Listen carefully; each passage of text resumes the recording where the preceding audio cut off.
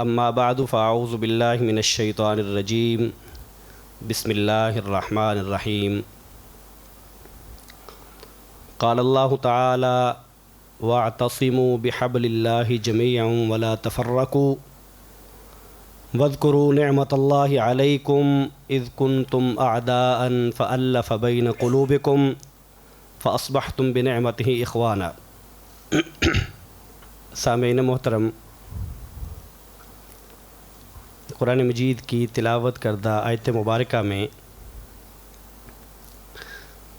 اللہ تعالیٰ فرماتے ہیں کہ اللہ کی رسی کو مضبوطی سے تھام لو اور گروہوں میں نہ بٹ جاؤ، اور یاد کرو اللہ تعالیٰ کے اس انعام کو جو اس نے کیا کہ تم باہم دشمن تھے تو اس نے تمہارے دلوں میں محبت ڈال دی، اور نتیجہ یہ ہوا کہ تم جو دشمن تھے وہ اللہ کی اس نعمت کی وجہ سے، اللہ کے اس احسان کی وجہ سے تم بھائی بھائی بن گئے۔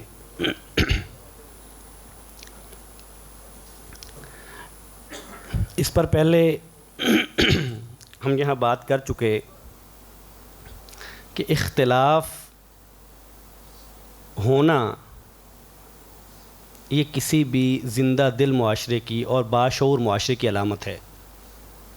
اختلاف ہوتا ہے، دین کی تفہیم میں اختلاف ہو سکتا ہے، دین کی تعبیر میں اختلاف ہو سکتا ہے، آپ کے کاروبار میں، آپ کے گھر میں اختلاف ہو سکتا ہے، بہن بھائیوں میں اختلاف ہو سکتا ہے۔ تو جو رائے کا اختلاف ہوتا ہے، اگر وہ رائے کا اختلاف رہے تو یہ ایک باشعور معاشرے کی علامت ہے، اور تدبر اور تفکر کرنے والے فرد، افراد اور معاشرے کی علامت ہے کہ لوگ غور و فکر کرتے ہیں۔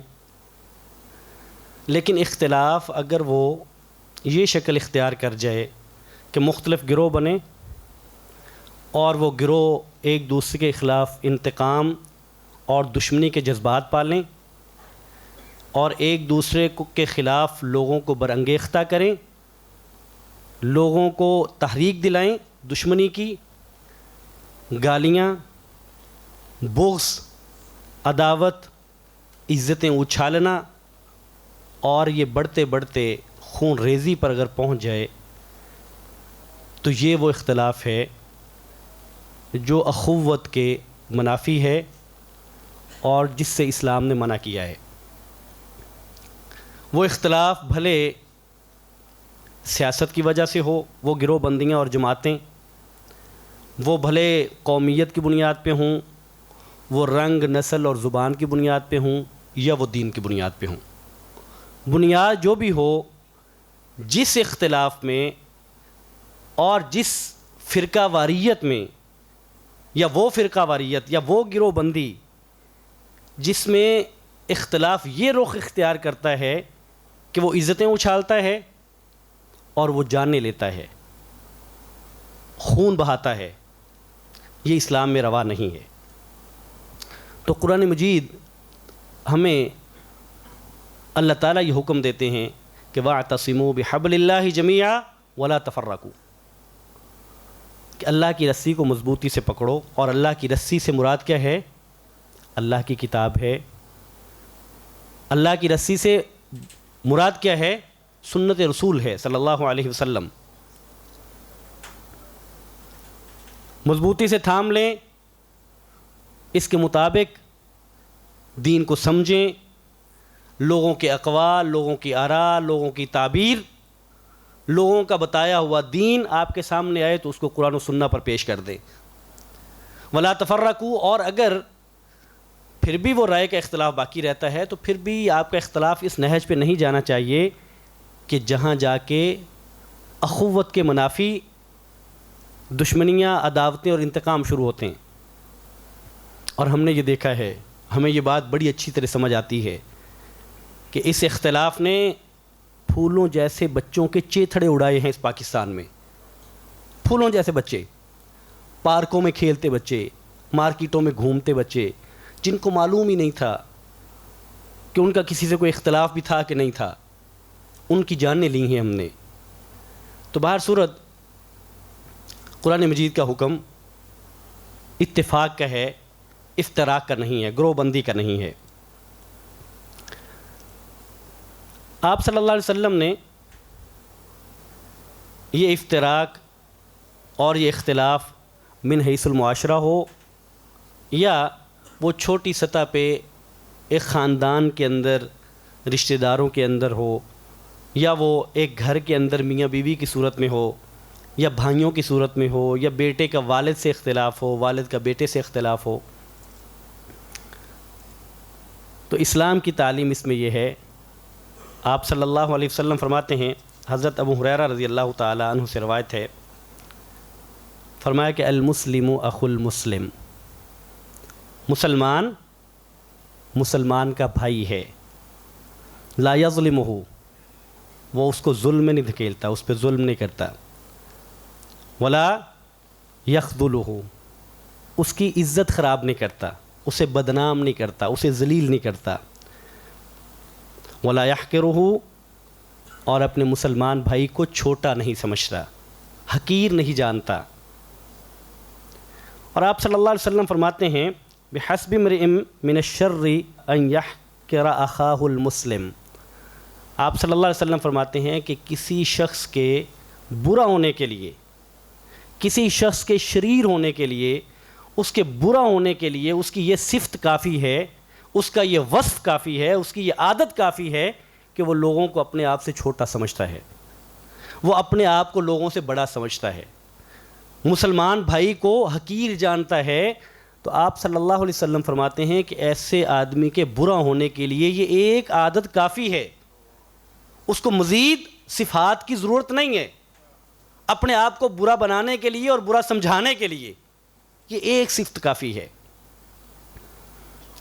اور رسول کریم صلی اللہ علیہ وسلم فرماتے ہیں کہ مسلمانوں کی باہمی محبت اور ان کی الفت اور ان کی نرمی اور رحم دلی ایک دوسرے کے لیے، فرمایا وہ تو یوں ہوتی ہے جیسے ایک جسم کی مانند ہیں، اور ایک جسم کی مثال آپ نے دی کہ جس کے ایک عضو کو تکلیف ہوتی ہے تو باقی جسم جو ہے وہ تکلیف محسوس کرتا ہے، باقی جسم تماشا نہیں دیکھتا، باقی جسم اس کی تکلیف محسوس کرتا ہے، ایک عضو کی تکلیف سارا جسم محسوس کرتا ہے۔ تو نبی کریم صلی اللہ علیہ وسلم فرماتے ہیں کہ مسلمان کا جو رشتہ ہے وہ رشتہ یہ ہے کہ ایک مسلمان کو تکلیف ہو تو اس تکلیف کو دوسرا مسلمان یوں سمجھے کہ یہ میری تکلیف ہے، یہ میرے بھائی کی تکلیف، یہ میری تکلیف ہے۔ اور یہ وہ اخوت کا رشتہ ہے جو رسول کریم صلی اللہ علیہ وسلم نے مسلمانوں میں پیدا کیا، اور جس کی عملی مثالیں آپ صلی اللہ علیہ وسلم اپنی زندگی میں لوگوں کے سامنے رکھ کے گئے ہیں، صحابہ اکرام کی صورت میں رضی اللہ تعالی عنہم۔ آج بھی ہم نبی کریم صلی اللہ علیہ وسلم کے امتی یہ کر سکتے ہیں۔ عادتیں ہیں جو بگڑ گئیں یہ سنور سکتی ہیں، ان کی اصلاح ہو سکتی ہے، اور یہ منبر، یہ فریضہ جو رسول کریم صلی اللہ علیہ وسلم علماء کے ذمہ لگا کے گئے ہیں، وہ فریضہ یہ ہے کہ لوگوں کو وہ پیغام جو نبی کریم صلی اللہ علیہ وسلم کا تھا وہ یاد دلایا جائے۔ اور ان پیغامات میں سے ایک پیغام اخوت کا ہے، بھائی چارے کا ہے، ہمدردی کا ہے، اور یہ باتیں سننے کی نہیں ہیں، یہ باتیں عمل کرنے کی ہیں۔ مسلمان بیمار ہو تو آپ عیادت کے لیے پہنچ جائیں، کوئی شخص فوت ہوا تو وہ رسا کے پاس تعزیت کے لیے چلے جائیں، کوئی شخص قرض میں مبتلا ہے، نہیں ادا ہو رہا تو اس کے پاس چلے جائیں کہ میں آپ کی کیا مدد کر سکتا ہوں، میں آپ کے پاس ساتھ کھڑا ہوں۔ کسی آزمائش میں مسلمان پاس کھڑے ہو جائیں، اس کو احساس دلائیں کہ آپ اکیلے نہیں ہیں، آپ ایک خاندان میں ہیں۔ اس کو یہ احساس اور آپ کے علم میں ہے کہ یہ جو تنہائی کا احساس ہے یہ انسان کو ڈپریشن میں لے جاتا ہے، یہ بیماریوں کی بنیاد بن جاتا ہے کہ میں تنہا ہوں، میرا کوئی نہیں ہے، میں اکیلا ہوں، کیا ہوگا؟ تو اللہ سے تعلق کی مضبوطی اور باہمی اخوت، بھائی چارہ اور ہمدردی یہ خوشحال اور خوبصورت اور مسکراتے معاشرے کی بنیاد ہے۔ یہ تمہید ہے میری اس بات کی جو اب میں آپ کے سامنے کرنے والا ہوں، اور وہ بات یہ ہے کہ اس اخوت کے رشتے میں اگر دراڑ آ جائے، اگر یہ خراب ہو جائے، اگر یہ کمزور پڑ جائے، اور پڑ جاتا ہے، انسان ہے، نبی کریم صلی اللہ علیہ وسلم کے فرمان کے مطابق ایمان ہے نا، ایک جیسا نہیں رہتا، بڑھتا گھٹتا رہتا ہے، کم زیادہ ہوتا ہے، کیفیت ایک جیسی نہیں رہتی۔ تو اگر کوئی ایسی صورت پیدا ہو جائے تو اس میں اسلام کیا کہتا ہے؟ اگر جھگڑا ہو جائے دو گروہوں میں، اگر جھگڑا ہو جائے دو افراد میں، دو جماعتوں میں، میاں بیوی میں، بہن بھائیوں میں، والدین کے ساتھ بچوں کا کوئی جھگڑا، تو اس میں اسلام ہمیں کیا کہتا ہے؟ براہ راست لڑنے والے کو، جھگڑنے والے کو کیا کہتا ہے؟ اور جو معاشرے کے افراد ہیں، اگر میں اور آپ نہیں جھگڑ رہے، کوئی اور جھگڑا ہے، تو میں اور آپ نے کیا کرنا ہے بطور مسلمان کے اور بطور مسلم معاشرے کے؟ آپ صلی اللہ علیہ وسلم کا فرمان ہے، آپ فرماتے ہیں ثلاث من کن فیہ، تین خصلتیں، تین عادتیں اور تین چیزیں جن لوگوں میں ہوں گی، حاسبہ اللہ حسابا یسیرا، اللہ تعالیٰ اس شخص کا حساب آسان کر دیں گے۔ وَأَدْخَلَهُ الْجَنَّةَ بِرَحْمَتِهِ، جن لوگوں میں یہ تین عادات ہوں گی اللہ تعالیٰ انہیں اپنی رحمت سے جنت میں داخل کر دیں گے۔ مجھے بتائیے کہ اگر یہ کہا جائے کہ یہ عادات، آپ صلی اللہ علیہ وسلم اگر یہ فرمائے کہ مجھے دو چیزوں کی ضمانت دے دیں اور مجھ سے جنت کی ضمانت لے لیں، اور ہم وہ نہ کر سکیں، آپ صلی اللہ علیہ وسلم فرمائیں کہ یہ تین عادات اپنا لیں تو اللہ تعالیٰ اپنی رحمت سے جنت میں داخل کر دیں گے، ہم وہ نہ کر سکیں، یعنی جتنی بھی آسانیاں میسر آئیں جنت کے حصول کے لیے، جنت میں داخل کرنے کے لیے اللہ تعالیٰ نے جو اسباب مہیا کیے ہیں، جو مہربانیاں کی ہیں، اگر وہ نظر انداز ہوتی رہیں تو یہ ایک بھلے اور دنا آدمی کا انداز نہیں ہو سکتا کہ وہ یوں نظر انداز کر دے، وہ سن لے اور سن کے چھوڑ دے، وہ سنے اور سمجھے کہ جمعے میں آنا ایک فریضہ تھا، وہ ادا ہوا۔ جمعے میں آنا شرکت فریضہ نہیں ہے، فریضہ تذکیر ہے، اللہ اور اس کے رسول کے احکامات جو انسان بھول جاتا ہے اپنے کاموں میں، بیوی بچوں میں رہتے ہوئے، اس کی تذکیر ہے تاکہ وہ یاد رہیں، اس لیے کہ اس کا براہ راست تعلق انسان کی دائمی کامیابی کے ساتھ ہے۔ یہاں عارضی کامیابیاں ہیں، وہ آپ کے اسکولنگ کی ہوں، آپ کے بزنس کی ہوں، جون سے بھی ہوں، آپ کی سماجی ہوں، جتنی بھی کامیابیاں ہیں یہ چھوٹی ہیں، یہ عارضی ہیں۔ ہمیشہ کی کامیابی وہ جنت کی اور آخرت کی کامیابی ہے۔ تو آپ صلی اللہ علیہ وسلم فرماتے ہیں کہ تین عادات۔ اب مجھے بتائیے کہ میں اپنے آپ سے اور آپ سے اگر یہ سوال کروں کہ تین عادات اور تین صفات اور تین خوبیاں اگر ایک شخص اپنے اندر لے لے، اپنا لے، تو اللہ تعالیٰ اسے جنت میں داخل کر دیں، یہ صادق المصدوق محمد رسول اللہ صلی اللہ علیہ وسلم کا فرمان ہے، تو بتائیے کہ ہمیں ان پہ عمل کرنا چاہیے کہ نہیں کرنا چاہیے؟ کرنا چاہیے نا، اور ہم انشاءاللہ تعالیٰ کریں گے نا، انشاءاللہ تعالیٰ۔ آپ صلی اللہ علیہ وسلم فرماتے ہیں، صحابہ کہتے ہیں قالوا لمن یا رسول اللہ، یہ بشارت کن کے لیے ہے اللہ کے رسول صلی اللہ علیہ وسلم؟ آپ نے فرمایا تعطی من حرمک، جو تجھ سے روک لے تو اس کو بھی عطا کر، تو اس کو بھی دے۔ صرف اس کو نہ دے جو تجھے دیتا ہے.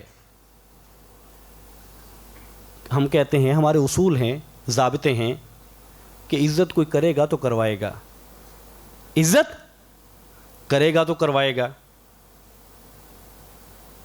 جبکہ اصول یہ ہے کہ آپ جو چاہتے ہیں، آپ صلی اللہ علیہ وسلم قرآن مجید میں اللہ تعالیٰ کہتے ہیں کہ جو برائی ہے اس کو اچھائی کے ساتھ پش کیجیے، اس سے دفاع کے لیے. برائی کو برائی کے ساتھ نہیں، اچھائی کے ساتھ. تو پہلی صفت یہ ہے، آپ صلی اللہ علیہ وسلم فرماتے ہیں کہ جو تجھ سے روکتا ہے تو اسے بھی دے. اور فرمایا وَتَعْفُوا عَمَّنْ ظَلَمَكَ، جو تجھ پہ ظلم کرتا ہے تو اسے معاف کر دے. جو تیرے ساتھ زیادتی کرتا ہے اسے معاف کر دے. جو معاف کرنے والا ہے اسے معاف کرنا، اور جو زیادتی کرتا ہے اسے معاف کرنا بہت بڑا فرق ہے. یہ ہم کر لیتے ہیں، یہ ہم سے ہو جاتا ہے کہ ایک شخص حسن سلوک سے پیش آتا ہے تو ہم بھی جواباً حل جزاء الاحسان الا الاحسان، احسان کا بدلہ احسان ہے، وہ ہم دے لیتے ہیں. لیکن اگر کوئی شخص ظلم کرتا ہے، زیادتی کرتا ہے، تو جو میں نے اپنے پچھلے خطبہ میں بات کی تھی ایک پروفیسر کی، اور مجھے بڑی خوبصورت لگی، آج پھر دہرا دیتا ہوں. وہ کہتے ہیں کہ میں شہنشاہ ہوں، میں پسپا ہونے کا شہنشاہ ہوں، میں شکست کھانے کا شہنشاہ ہوں. مطلب یہ ہے کہ جب کسی شخص کی میرے ساتھ انبن ہوتی ہے، کوئی معاملہ ہوتا ہے، تو میں اس سے جیتنے کی کوشش کرتا ہی نہیں، میں پیچھے ہٹ جاتا ہوں، پسپا ہو جاتا ہوں، میں ہار مان لیتا ہوں. ایک مومن اپنے بھائی سے جیتتا نہیں ہے، وہ ہار مان جاتا ہے، وہ لڑائی کو بڑھاتا نہیں ہے، وہ اپنی انا کی تسکین کے لیے ظلم کرتا نہیں ہے، زیادتی نہیں کرتا. وہ بڑا بننے کی خاطر عزتیں نہیں اچھالتا، تکلیف نہیں دیتا، فساد برپا نہیں کرتا. وہ لوگوں کو اور اپنے بھائی کو چھوٹا بنانے کے لیے اور خود بڑا بننے کے لیے تگو دو نہیں کرتا. تو پسپا ہو جانا چاہیے، یہ پسپائی ہے.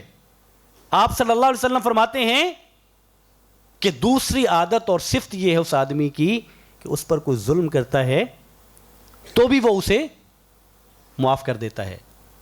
اور یہ ضابطہ بر صغیر پاک و ہند کا کہ اینٹ کا جواب پتھر سے دوں گا، یہ ضابطہ ٹھیک نہیں ہے، یہ ضابطہ ٹھیک نہیں ہے. مسلمان کو اینٹ کے جواب میں پتھر نہیں دیتے، محبت دیتے ہیں، اسے بدلنے کی کوشش کرتے ہیں. اگر خود بدلے ہیں تو اپنے بھائی پر محنت کرتے ہیں. اور آپ صلی اللہ علیہ وسلم فرماتے ہیں وَتَصِلُ مَنْ قَطَعَكَ، جو رشتہ دار ٹوٹتا ہے اس کے ساتھ وہ جڑتا ہے، جو پیچھے ہٹتا ہے یہ اس کی طرف بڑھتا ہے. یہ نہیں کہتا کہ تم ایک قدم بڑھو پیچھے ہٹو گے میں 4 قدم پیچھے ہٹ جاؤں گا. یہ کہتا ہے میرا تیرے ساتھ تعلق ہے، وہ پیچھے ہٹتا ہے تو یہ آگے بڑھتا ہے. رشتہ داری جوڑ کے رکھتا ہے، توڑ کے نہیں رکھتا. وہ اپنے بچوں کو یہ بات سمجھا کے نہیں بھیجتا کہ بیٹا یہ جو نند کا رشتہ ہوتا ہے میری بیٹی، یہ اختلاف کا رشتہ ہوتا ہے. یہ جو ساس کا رشتہ ہوتا ہے یہ ماں کا نہیں ہوتا. ساس دشمنی کرتی ہے، ساس بغض لے کے آتی ہے، وہ آپ کو اپنی بیٹی نہیں بنا سکتی. اور ساس کا اپنے بیٹے کو یہ بتانا کہ تمہاری بیوی جو ہے، جو میں اور آپ کی بہنیں اور آپ کے بھائی آپ کو محبت دے سکتے ہیں، تعلق بنا سکتے ہیں، آپ کی بیوی اور سسرال تو قطعاً نہیں بنا سکتے. وہ ہمارے والا رشتہ تھوڑی ہیں، ایک دوسرے سے توڑتے ہیں، شریک بنا لیتے ہیں. اور بچوں کے ذہنوں میں یہ بات ڈال دی جاتی ہے کہ یہاں شرکت ہے، یہاں مودت اور محبت نہیں ہو سکتی. یہ دشمنی کا ذہن لے کے چلیں. یہ رشتہ داروں میں یہ رشتے ہیں جہاں دشمنی ہوگی، محبت نہیں ہوگی. آپ صلی اللہ علیہ وسلم فرماتے ہیں جو پیچھے ہٹے تم آگے بڑھو، جو کٹے تم جڑو، اور یہ صلہ رحمی ہے اور یہ جنت کی بشارت. اور آپ صلی اللہ علیہ وسلم فرماتے ہیں لا يدخل الجنہ قاطع، اور ایک حدیث میں آتا ہے قاطع رحم، کہ وہ شخص جنت میں داخل نہیں ہوگا جو رشتہ داریاں توڑنے والا ہے. رشتہ داریاں توڑنے والا جنت میں داخل نہیں ہوگا.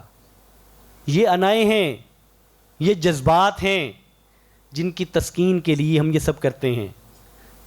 اور میں اگر اپنے آپ سے اور آپ سے سوال کروں کہ مجھے بتائیے میری اور آپ کی انا کتنی بڑی ہو سکتی ہے، کتنی، اس کا قد کاٹ کتنا ہو سکتا ہے؟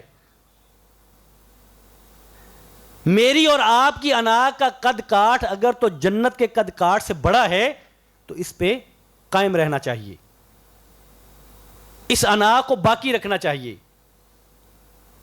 اپنے بڑے پن پر قائم رہنا چاہیے. اور اگر انا کی قدر و قیمت جنت کے کسی حصے میں نہیں ہے تو ہم اس انا کی خاطر رشتہ داریاں توڑتے ہیں، لوگوں کو اپنے آپ سے دور کرتے ہیں، اپنے بچوں کو دور کرتے ہیں، بہن بھائیوں کو. مسلمانوں میں باہمی جب ناراضگیاں ہوتی ہیں تو ملانے کی بجائے دور کرنے کی کوشش. تو انائیں اتنی بڑی نہیں ہیں، انا بہت چھوٹا جذبہ ہے، یہ بہت چھوٹا جذبہ ہے. مجھے اور آپ کو ہماری تربیت ایسی ہوئی اور ایسے ماحول میں ہوئی کہ ہمیں یہ بہت بڑی چیز لگتی ہے، اس کے لیے ہم جان تک دے دیتے ہیں، تیار ہو جاتے ہیں مرنے اور مارنے کو. کہ مجھے تم نے یہ کہا، تم ہوتے کون ہو؟ میں، اس کے لیے ہم سب کچھ کرنے کو تیار ہو جاتے ہیں. تو رسول کریم صلی اللہ علیہ وسلم، جو میں آپ سے وقت چونکہ کم ہے میں اس بات کو طویل نہیں کرتا، آپ صلی اللہ علیہ وسلم فرماتے ہیں وَإِن طَائِفَتَانِ مِنَ الْمُؤْمِنِينَ اقْتَتَلُوا فَأَصْلِحُوا بَيْنَهُمَا، اگر مومنوں کے دو گروہ آپس میں جھگڑ پڑیں تو تمہارا کام من حیث المعاشرہ یہ ہے کہ تم ان کے درمیان میں صلح کرواؤ، تگو دو کرو، کوشش کر کے صلح کرواؤ. یعنی یہ نہیں ہے، یہ بھی اصول اور ضابطہ ہے کہ پرائی لڑائی چ نہیں پینا، پرائے جھگڑے چ نہیں پینا. اگر تو اس کا مطلب یہ ہے کہ لڑائی میں ایک فریق کے ساتھ مل کے لڑائی کو بڑھانا نہیں ہے تو یہ اصول اور ضابطہ اچھا ہے. اور اگر اس کا مطلب یہ ہے کہ لڑنے والے لڑ جائیں، بھڑ جائیں، مر جائیں، رسوا ہو جائیں، ہمیں کیا ہے، لڑتے رہیں، میرا ان سے کیا تعلق، تو یہ ٹھیک نہیں ہے. آپ صلی اللہ علیہ وسلم فرماتے ہیں الا اخبرکم بافضل من درجۃ الصیام والصلاۃ والصدقہ. صحابہ اکرام سے کہتے ہیں کہ اے میرے صحابہ، کیا میں تمہیں ایسے عمل کی خبر دوں جو اپنے مرتبے، اپنی منزل اور اپنے درجے کے اعتبار سے نفلی روزہ، نفلی نماز اور نفلی صدقہ سے بہتر ہے؟ قالوا بلا، صحابہ اکرام نے کہا کہ کیوں نہیں یا رسول اللہ، ضرور بتائیے. تو آپ صلی اللہ علیہ وسلم فرماتے ہیں اصلاح ذات البین، کہ لوگوں میں اگر جھگڑا ہو جائے تو لوگوں کے درمیان میں صلح کروائیے. اور آپ صلی اللہ علیہ وسلم فرماتے ہیں وَفَسَادُ ذَاتَ الْبَيْنِ الْحَالِقَةِ، فرمایا کہ لوگوں کے درمیان میں فساد، چونکہ صلح کی ضد اور اس کا جو اپوزٹ ہے وہ فساد ہے، فرمایا تم نے اصلاح کے لیے کوشش کرنی ہے، تم نے مسلمانوں کو جوڑنے کی کوشش کرنی ہے، ان کو ملانے کی کوشش کرنی ہے. لڑائی میں اپنا کردار ادا کرنا ہے کہ مسلمانوں کا جو رشتہ کمزور ہوا ہے بھائی چارے اور اخوت کا، میں نے اس کو دوبارہ مضبوط کرنا ہے. یہ ایک مسلمان کا کردار ہے، ایک مسلم معاشرے کا کردار ہے، یہ اس کا فریضہ ہے، یہ اس کی ذمہ داری ہے جس سے وہ فرار حاصل نہیں کر سکتا. اور آپ صلی اللہ علیہ وسلم فرماتے ہیں وَفَسَادُ ذَاتِ الْبَيْنِ الْحَالِقَةِ، کہ لوگوں کے درمیان میں فساد، فرمایا یہ تو مونڈنے والی ہے. فساد کی جو صفت ہے اور فساد کی جو عادت ہے، جیسے سر مونڈا جاتا ہے نا، حلق آپ جانتے ہیں، سر مونڈا جاتا ہے، فرمایا کہ یہ دین کو مونڈ کے رکھ دیتا ہے. لوگوں میں فساد اور فساد کی عادت یہ دین کو گویا کہ جڑ سے اکھاڑ کے رکھ دیتی ہے، دین باقی نہیں رہتا. آپ صلی اللہ علیہ وسلم فرماتے ہیں تفتح ابواب الجنت یوم الاثنین و یوم الخمیس. آپ صلی اللہ علیہ وسلم فرماتے ہیں کہ جنت کے دروازے پیر اور جمعرات کے دن کھول دیے جاتے ہیں. فیغفر لکل عبد لا یشرک باللہ شیئا، اور فرمایا کہ اللہ تعالیٰ ہر شخص کو معاف کر دیتے ہیں جو اللہ کے ساتھ شرک نہیں کرتا. الا رجلا کانت بینہ و بین اخیہ شحناء، فرمایا لیکن ایسے شخص کو اللہ تعالیٰ معاف نہیں کرتے جس کے اپنے بھائی سے عداوت اور قطع تعلقی کا رشتہ ہو، جس کی دشمنی ہو اپنے مسلمان بھائی کے ساتھ، اپنے مسلمان بھائی کے ساتھ جس کی عداوت ہو. اور اللہ تعالیٰ فرشتوں سے کہتے ہیں انذروا ہذین حتی یصطلحا، کہ ان کو مہلت دو، یہ جو لڑنے والے ہیں، یہ جو عداوت والے ہیں، جن کا باہمی تعلق بول چال کا نہیں ہے، دشمنیاں پالی ہیں، انائیں چھوڑنے کا نام نہیں لیتے، فرمایا ان کو مہلت دو تب تک جب تک کہ یہ صلح نہ کر لیں. اور آپ جانتے ہیں، آپ نے سن رکھا ہے کہ آپ صلی اللہ علیہ وسلم نے فرمایا کہ لوگوں میں صلح کروانے کے لیے، لوگوں کو جوڑنے کے لیے جھوٹ بھی بولنا پڑے تو بول دیا جائے، وہ جھوٹ نہیں ہے.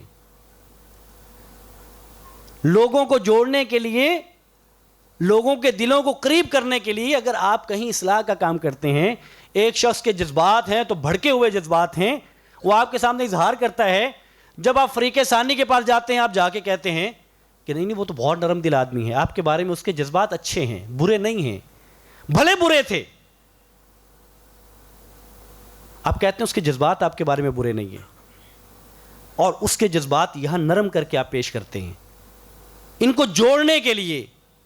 تو یہ کردار جس میں جھوٹ کی آمیزش ہوئی، آپ صلی اللہ علیہ وسلم فرماتے ہیں یہ جھوٹ نہیں ہے، اس لیے کہ یہ مسلمانوں کو ملانے کے لیے ہے، یہ ان کے اخوت کے رشتے کو برقرار رکھنے کے لیے ہے، دوبارہ جوڑنے کے لیے ہے.